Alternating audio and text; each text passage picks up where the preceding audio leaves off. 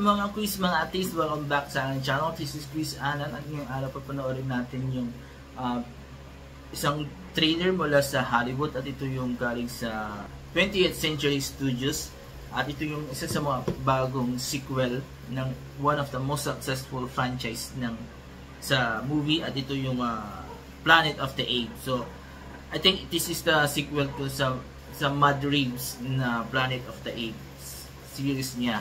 So, ang title ng teaser trailer ay Kingdom of the Planet of the Apes. I have no idea kung sino director.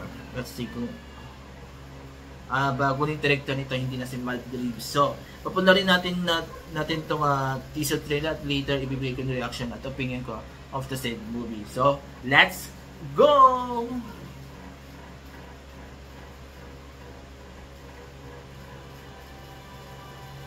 When I sleep, I see strange things. Memories? Not memories.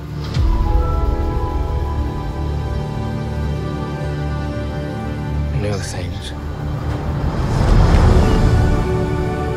I see everything.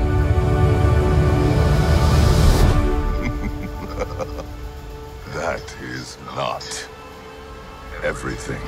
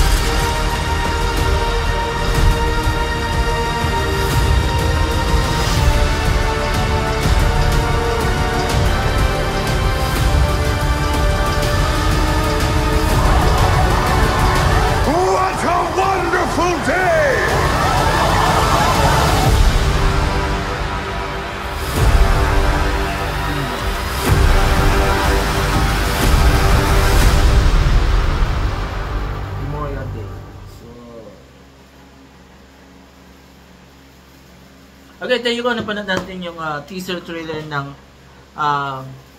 Kingdom of the Planet of the Apes. Chine-check ko lang yung date kung kailan papalabas. Wala siyang date. Memorial, I don't know the Memorial Day sa America. So, yun, this is the latest sequel ng trilogy ni Matt Reeves. So, iba ni director dito. Ang pangalan ng director is Wes Ball. So, I have no idea kung sino si Wes Ball. And, yun. Tulad ng sinabi ko earlier, yung trilogy ni Matt Reeves, masasabi kong pinaka-successful among the rest of Planet of the Apes franchise. And because of story, because of box office, diba? And because of the CGI. And even though nagkaroon konti ng problema to sa last part, yung War of the Planet of the Apes, but still, it's still considered one of the best trilogy itong Planet of the Apes ni Matt Reeves. And this one, so pang fourth, so sabi ko kanina fifth, this is the fourth sequel ng series. And we can see na medyo libis konti to sa trilogy ni Matt Reeves, kasi nakita natin yung mga tao doon para silang mga tribes na lang, parang sinauna ang itsura, I don't know, parang something like that. And parang naging dominant yung mga monkeys, mga primates, diba? Yung mga apes sa movie na to. And so yun, parang feeling ko medyo lumayo siya, or pwedeng nagbuhala silang tribe. Kasi ito sa last series, last sequel nung trilogy ni Matt Reeves, yung mga parang present looking na mga human, pero dito sa Kingdom is buhat silang mga tribes, diba? Yung mga parang from sinauna. Pero well, let's see, hindi pa naman natin nakita yung buong full trailer or even the movie to judge kung ano yung kung naging ganun yung mga tao to sa movie. And ang kamangha-mangha lang dito is that na-retain nila yung CGI nung ganda nung nitong franchise ni Matt Reeves. Kasi nga, ito yung mahinangaan to sa trilogy ni Matt Reeves ng Planet of the Apes kasi talagang he focuses on turning the apes into man-like na hindi tulad sa Interpass na para silang yung nagmaskara lang, diba? Yung, or naglagay sila ng prosthetics sa mukha. So dito sa franchise ni Matt Reeves ng Planet of the Apes, talagang monkey looking, as in talagang monkey na they're moving and later they're moving like human, thinking and talking like a human, diba? So na-retain nila dito yung sa Kingdom of the Planet of the Apes, and yun kaya medyo kahit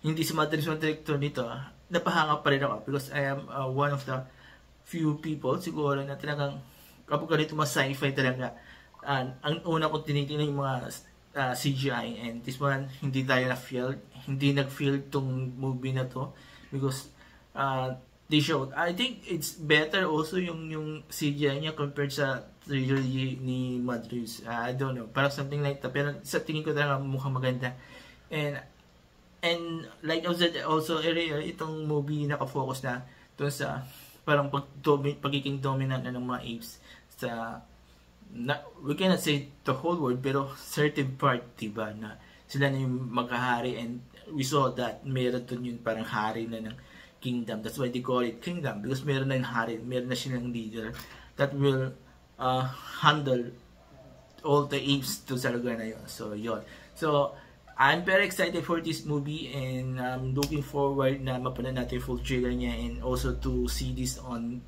the cinemas kasi gusto ko makita yung kwento niya kung it would be as good as nung trilogy ni Matt Reeves o medyo lilihis na, or diba, kung kaano katibay yung storyline niya. Kasi like we said kanina earlier na medyo nagkaroon problema to sa storyline ng last sequel, yung War of the Planets of the Apes. So baka this one, I hope maka-recover sila to sa storyline at hindi tuluyang bumagsak ulit. Kasi if ever, baka this will be, kasi ang tingin ko dito, there will be another trilogy ng Planet of the Apes. So tingnan natin kung magiging successful tong bagong sequel ng Planet of the Apes. So yun, so kayo mga quiz, mga at least nagustuhan nyo po yung teaser trailer ng Kingdom of the Planet of the Apes, mag-comment kayo dito sa baba.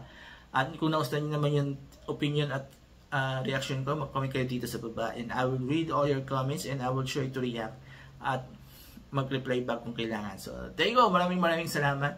Before I end this video, please don't forget these 4 things while watching my videos on my channel: comment, like, share, and subscribe to my channels, The Alan Ski Show, ang Pinoy Talaga Channel, Proudly Brom the Vlog, Proudly Brom the TV, and Tapat ng People Present. So 5 channels yan, 5 choices for you to watch all the videos that you wanted, diba? So there you go, maraming salamat. Have a nice day, bye bye.